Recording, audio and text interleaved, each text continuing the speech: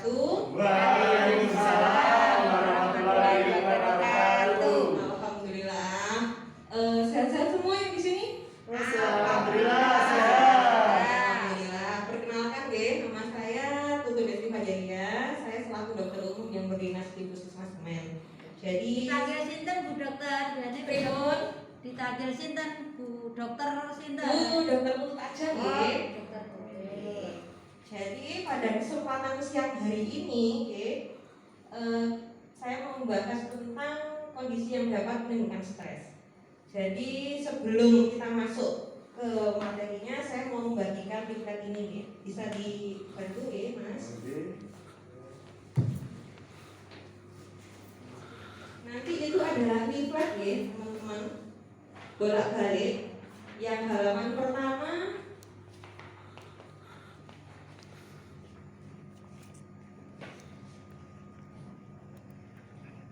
ini, yang kondisi yang dapat menimbulkan stres. Sudah dilihat semua Jadi nanti kita bacanya dari yang mulai dari kanan ke kiri.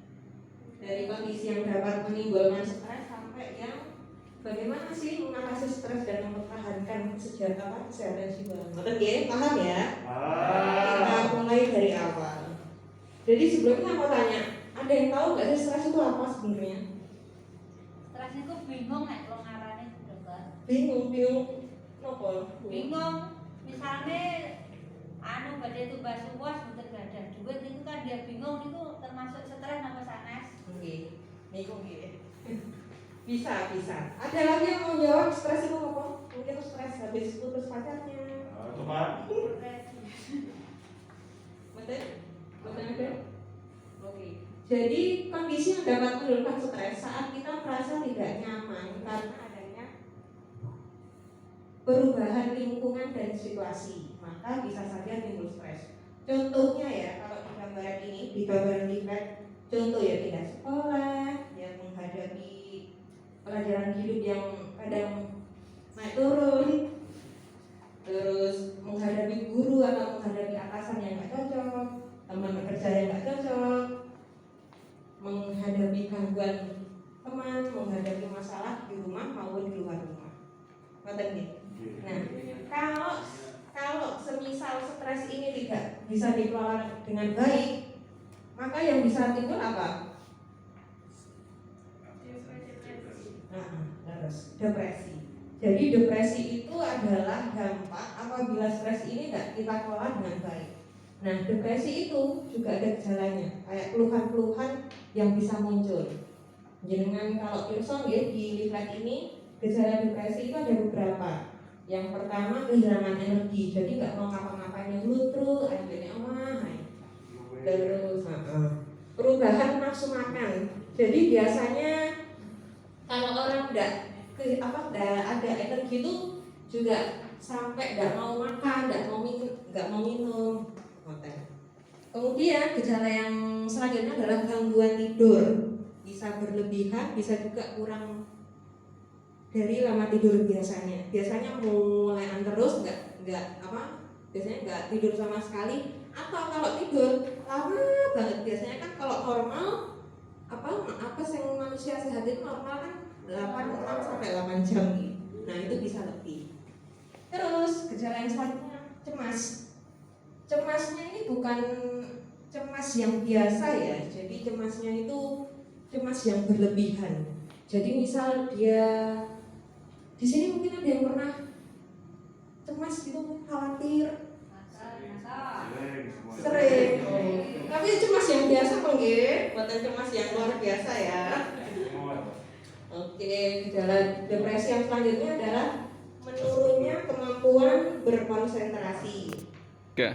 Oke, terus gejala depresi yang lainnya rasa tidak tenang, perasaan tidak berguna, gampang merasa bersalah, dan gampang banget merasa putus asa. Terus yang terakhir ada pikiran untuk menyakiti diri sendiri itu seperti bunuh diri nanti. Nah, terus tadi kan sudah tahu stres itu seperti apa, terus dampaknya bisa sampai depresi. Nah, gimana sih cara mengatasi stres dan mempertahankan supaya jiwa dan raga kita itu sehat walafiat.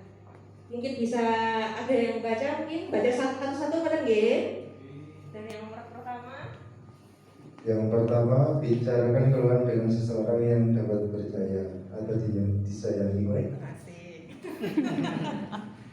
Ya, seperti kayak curhat gitu ya. Mungkin kalau punya suami atau istri ya, curhat ke suami atau istrinya. Yang punya pacar mungkin bisa curhat ke pacarnya, mungkin curhat ke sahabatnya. Terus yang kedua, mungkin masnya yang di belakang ya.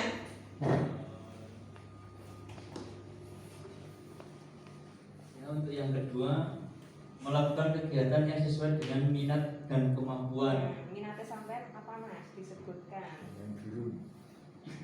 Misalkan mencari burung di alam bebas. Ada lagi? Jadi ini penting ya, melakukan kegiatan yang sesuai dengan minat dan kemampuan. Kalau saya pribadi kan senang nulis puisi atau apa, jadi ada stres atau perasaan yang gimana itu harus bisa tersalurkan, tapi harus disalurkannya secara apa, dengan cara-cara yang positif. Yang ketiga masnya? Yang ketiga, untuk tenangkan pikiran dengan relaksasi. Kalau saya biasanya dengan meningkatkan ibadah dan menyendiri. Harus ini masnya. Dengan meningkatkan ibadah. Oh iya. Terus lanjut aja nggih, cara mengatasi stres yang keempat kayaknya. Kembangkan hobi yang bermanfaat. Hobi apa Pak? Hobinya bersepeda. Oke, bersepeda. Kembangkan hobi yang bermanfaat. Jadi mungkin hampir-hampir mirip sama kegiatan yang sesuai dengan minat dan kemampuan. Nih yang kelima, cara mengatasi stres yang kelima. Meningkatkan ibadah dan mendekatkan diri pada Tuhan. Salah. Oke.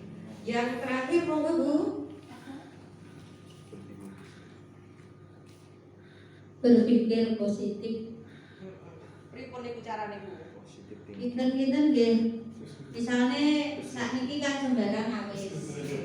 Ya kita berpikir positif bahwa sembarang awis itu yang menjalani bukan saya saja, tapi hampir semua orang. Jadi kita harus gak usah ngereslo bahwa sembarang barang ya kita lakukan, kita jalani bareng-bareng. Bagus semua nggih jawabannya teman-teman kita yang hadir pada siang hari ini. Jadi intinya stres tadi seperti apa bisa berdampak sampai ke depresi dan sampai ujung-ujungnya naudzubillah sampai bunuh diri nggih. Sampai sudah belajar tentang bagaimana caranya mengatasi stres itu sendiri nggih. Bisa mungkin kesimpulan, ada yang mau menyimpulkan dari acara penyuluhan kita pada siang hari ini?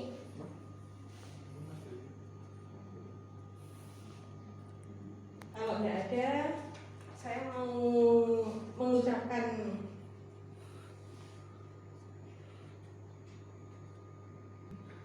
jadi ingat, banyak yang bisa kita lakukan untuk menjaga kesehatan mental. Bila kamu merasa mungkin mengalami depresi, bicarakan dengan orang yang kamu percayai atau cari bantuan profesional.